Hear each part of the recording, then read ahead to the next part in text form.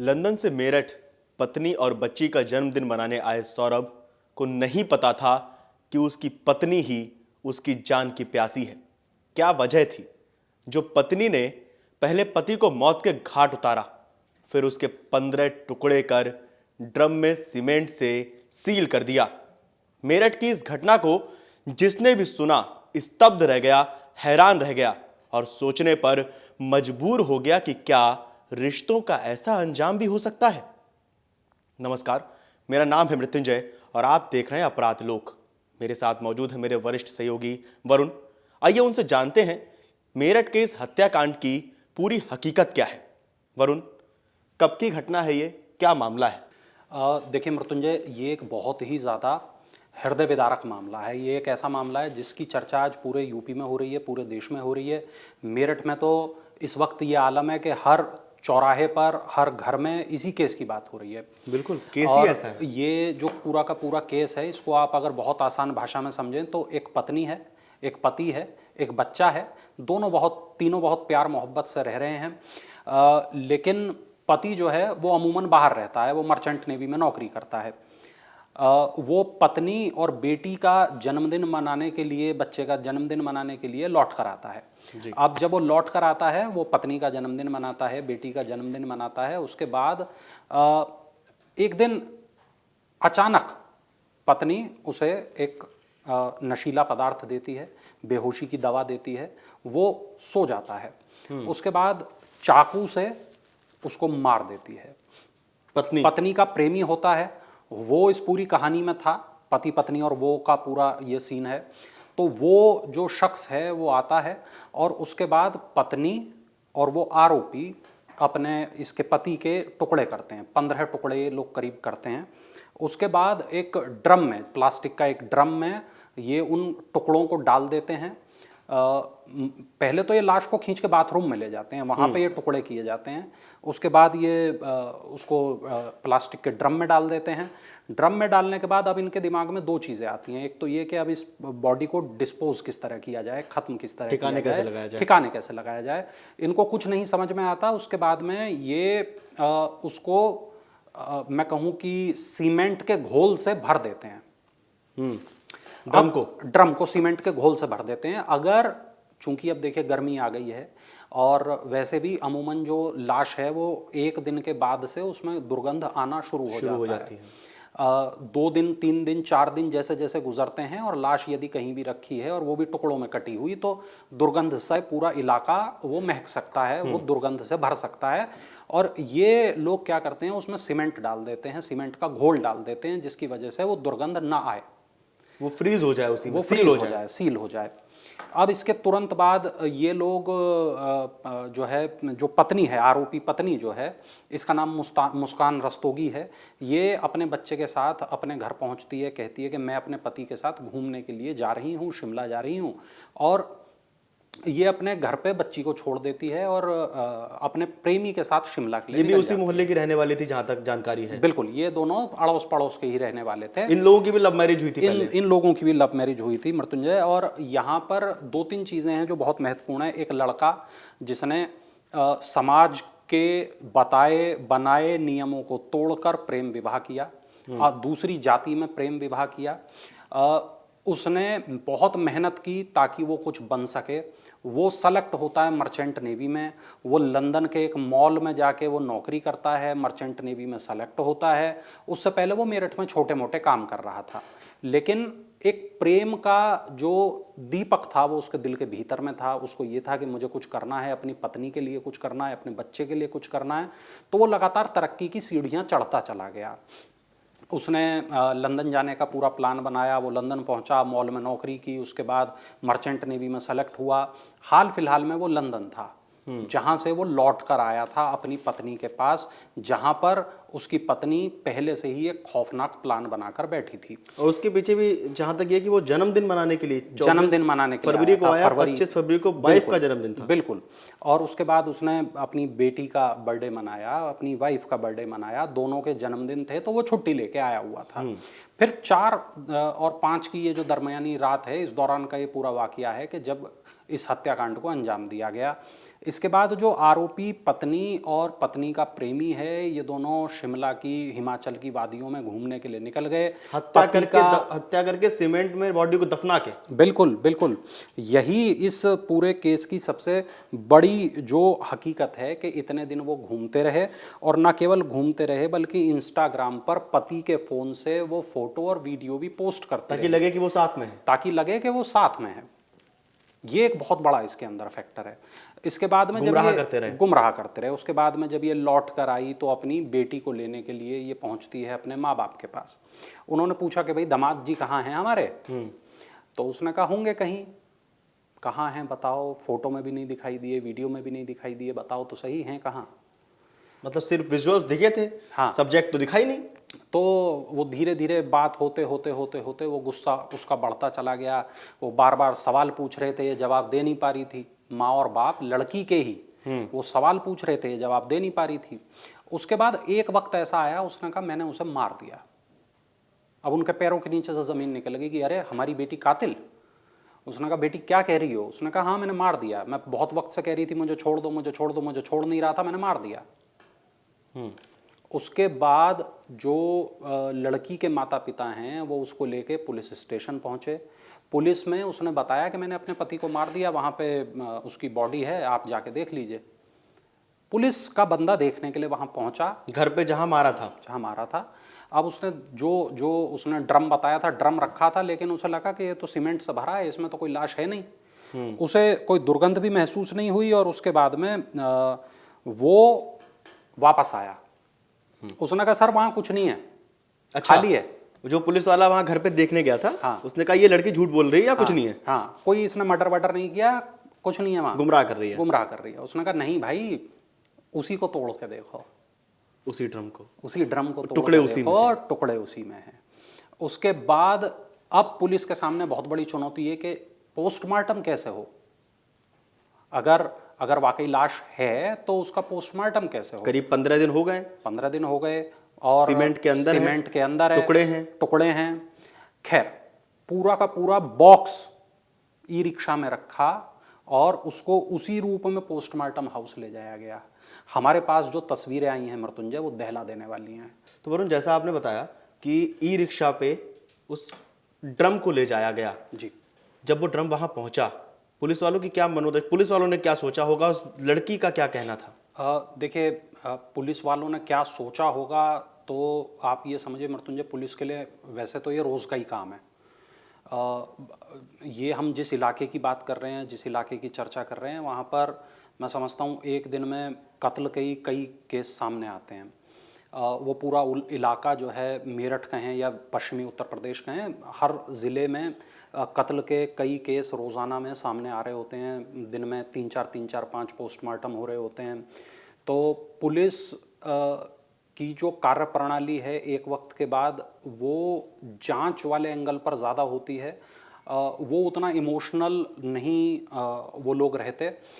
Same स्थिति postmortem करने वाले डॉक्टरों के साथ भी होती है। लेकिन लड़की की जब हम बात करते हैं, जब हम आरोपी मुस्कान रस्तोगी की बात करते हैं, तब आप उसकी चीज़ों को समझने और सोचने की कोशिश करिए कि एक लड़की जिसने एक लड़के के साथ अफेयर करती है, उसके साथ वो शादी करती है, एक बच्चा होता है, 14-15 साल का ये पूरा रिलेशनशिप है, लेकिन अचानक वो एक और लड़के के साथ रिलेशनशिप में आ जाती है और उसे अपना जो पति है वो बोझ लगने लगता है और वो सवाल यही है वरुण कि पीछा छुड़ाना चाहती है। जो पति पत्नी के बीच में वो की एंट्री है, वो एंट्री कैसे हुई? जो साहिल शुक्ला नाम का आदमी है, पड़ोस में रहता था, उसकी एंट्री कैसे हुई जिसके बाद इस पूरी वारदात को अंजाम दिया गया? देखिए, जब जो तस्वीरें हैं हमारे दर्शकों ने भी देखी होंगी, जो साहिल शुक्ला की तस्वीरें हैं, उसको पहली स्थिति में देखकर लगता है कि वो कोई एक हिप्पी किस्म का व्यक्ति लगता है।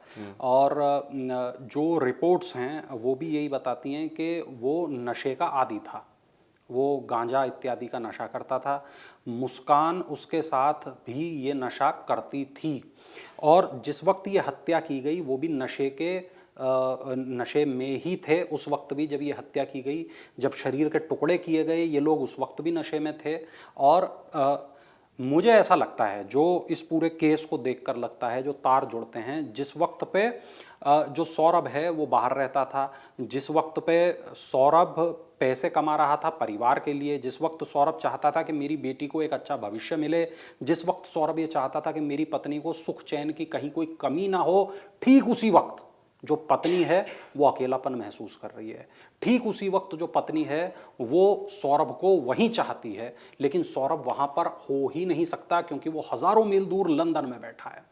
जो पत्नी है वो ठीक उसी वक्त एक लड़के से मिलती है जिसका नाम साहिल शुक्ला है, और ये साहिल शुक्ला धीरे से उसकी पत्नी को अपने चंगुल में फंसाता है, उसके पड़ोस का ही रहने वाला मीठी लड़का। बातों में फंसाता है, नशा उपलब्ध कराता है, और गांजा लेने के बाद जब उसे वो शांति, वो मनोदशा उपलब्ध होती है तो दोनों के बीच में जो दोस्ती है वो प्रगाढ़ होती चली जाती है, जो संबंध हैं वो ज्यादा गंभीर होते चले जाते हैं। इसको देखिए, समाज की नज़रों में आप कहें इसको अवैध संबंध कहते हैं, इसको एक्स्ट्रा मैरिटल अफेयर कहते हैं, लेकिन उन दोनों को अब ऐसा लगने लगा था कि हम तो ठीक हैं, समाज गलत है, समाज गलत है, हमारे साथ जो हो रहा है वो गलत है, हम सही कर रहे हैं। हाँ, अब ऐसी स्थिति में दोनों ये फैसला करते हैं कि हमें तो जीने का हक है लेकिन सौरभ को जीने का हक नहीं है। अच्छा, अब जब सौरभ आता है तब इनके दिमाग में क्या होगा आप सोचिए। मर्डर ऐसा तो नहीं है कि किसी गुस्से में मर्डर हो गया, भावावेश में मर्डर हो गया, ये तो मर्डर पूरी प्लानिंग के पूरी तहत हुआ प्लानिंग ना। के साथ हुआ है। उसके बाद इन्होंने सौरभ को, जो देखिए जो रिपोर्ट बता रही है ना मृत्युंजय, रिपोर्ट बहुत साफ साफ ये बता रही है कि जो 5 साल की इनकी जो बेटी है, ये बेटी और पत्नी के साथ इंदिरा नगर इलाके में रह रहा था, और इसने, सौरभ ने 2023 में ही मुस्कान और साहिल की जो चैटिंग है वो देख ली थी, और ये अपनी पत्नी को बार बार ये कहता था कि तुम इस लड़के से दूर रहो, इस लड़के से बात ना करो। मतलब करीब 2 साल पहले उसे इल्म हो गया था कि मेरी पत्नी affair चल गलत रहा है। रास्ते पर निकल चुकी है। अब 24 फरवरी को वो अपने घर लौटा। सौरभ की उम्र 29 साल थी, केवल 29 साल। उसके बाद में मुस्कान 26 की है, सोचिए ना, 26 साल की एक लड़की है। इसके बाद में 25 फरवरी 5 साल को, की इन दोनों की एक बच्ची है। 25 फरवरी को मुस्कान का जन्मदिन था, इसी को मनाने के लिए वो वापस आया था। 28 फरवरी को बेटी पीहू 5 साल की, उसका जन्मदिन था। दोनों के जन्मदिन को धूमधाम से मनाया गया। अब 4 मार्च, 4 और 5 की जो दरमियानी रात है, उस रात में मुस्कान ने सौरभ के खाने में नशे की दवा मिला दी, अचेत हो जाए। हाँ। इसके बाद प्रेमी साहिल को घर पर बुला लिया। दोनों ने सौरभ के सीने में चाकू मारकर उसकी हत्या कर दी। शव के 15 टुकड़े किए, इसको प्लास्टिक के ड्रम में भर दिया, ऊपर से सीमेंट और डस्ट का घोल बनाकर शव के टुकड़ों को छुपा दिया। जब हत्या कर दी तो हत्या की योजना इन्होंने पहले बनाई, मार देंगे। अब 2 लोग बैठे हैं, एक कह रहा है मार देंगे, तो दूसरे ने पूछा होगा कैसे मार देंगे, उसने कहा चाकू से मार देंगे। मारने देगा? उसने कहा नहीं नहीं, तुम नशे की दवाई उसे दे देना, बेहोश हो जाएगा, तब मार देंगे। फिर उसने कहा लाश का क्या करेंगे? अब उनके ये योजना पहले से थी, तो चाकू, छुरा, बड़ी पॉलिथीन, ये सब चीजें पहले से उपलब्ध थी घर में।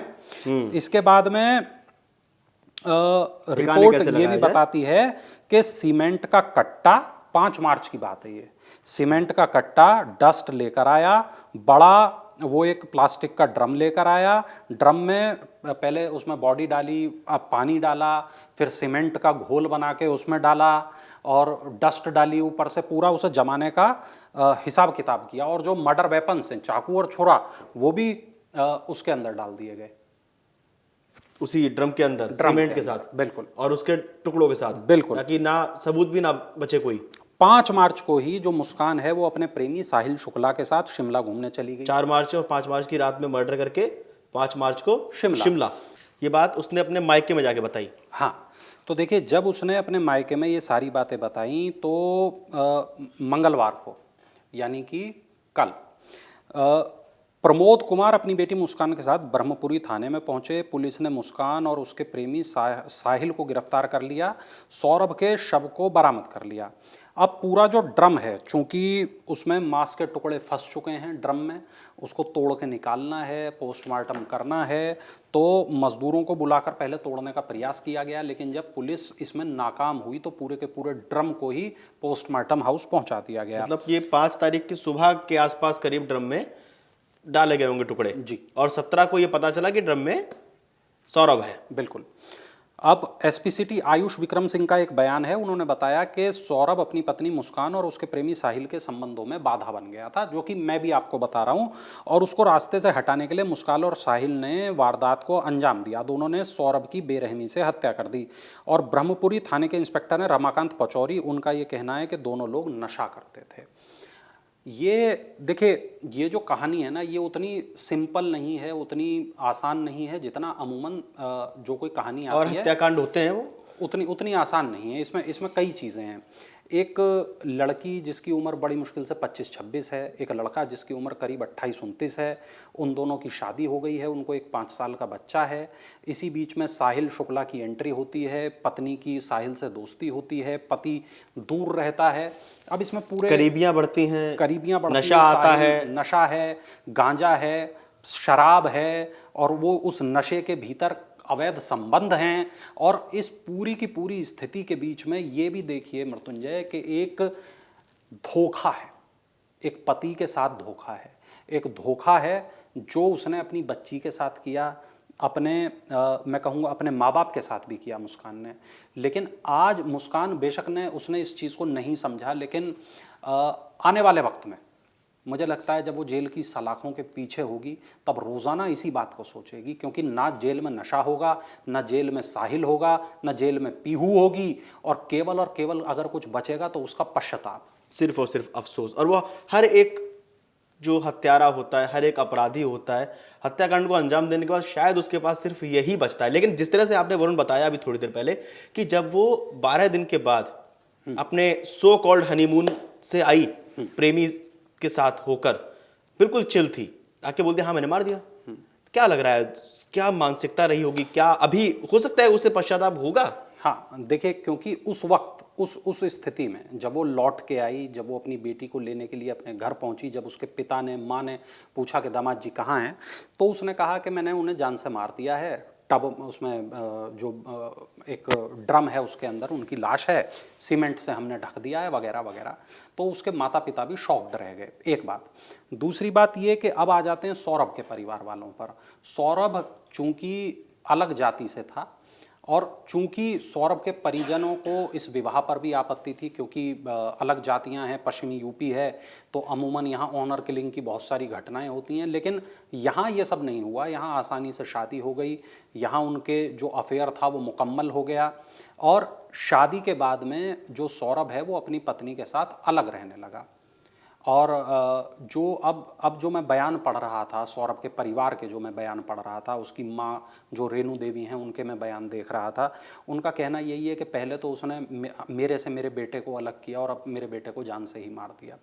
तो अब आप उस परिवार की पीड़ा समझिए, उस परिवार का दुख देखिए, उस परिवार का दर्द देखिए। जो सौरभ का छोटा भाई है उसने पुलिस में ये FIR दर्ज कराई है, और जो मर्डर की FIR है वो उसके भाई ने दर्ज कराई है सौरभ के। मृत्युंजय, यहाँ मुझे एक केस याद आ रहा है जो अभी थोड़े वक्त पहले का ही केस है, जिसको हम शेरॉन केस के नाम से जानते हैं, जिसमें एक लड़की ने अपने जो प्रेमी है उसको जहर देकर उसकी हत्या करती थी, और अभी कोर्ट ने हाल फिलहाल में उसको मैं कहूँ फांसी की सज़ा सुनाई थी, उसको ये मृत्युदंड की सज़ा सुनाई थी। बहुत चर्चित वो केस था। उस केस के बाद मैं आज इसी केस को ये देख रहा हूँ कि उतना ही बड़े स्केल पे, उतना ही विभत्सता के स्केल पर इसकी मैं रैंकिंग करूँ, ये 10 है ना। तो मैं इसको उसी की श्रेणी में रखता हूँ, और मुझे लगता है कि ये जिस तरीके से इस हत्याकांड को अंजाम दिया गया है, इसको भी मुझे लगता है कोर्ट बहुत गंभीर से गंभीर मुझे लगता है सजा सुनाएगा। पति का रिश्ता हो, माँ का रिश्ता हो, सास ससुर का रिश्ता हो, बेटी का रिश्ता हो, सारे रिश्तों को तार तार किया गया है इस केस में। बिल्कुल। खैर, आप लोगों को क्या लगता है इस पूरे केस को सुनने के बाद, समझने के बाद? हमें कमेंट करके जरूर बताइएगा, और देखते रहिए अमर उजाला। अगर आप ये वीडियो YouTube पर देख रहे हैं तो हमारे चैनल को सब्सक्राइब करें और बेल आइकन को दबाना ना भूलें। अगर आप Facebook पर ये वीडियो देख रहे हैं तो हमारे पेज को लाइक करें।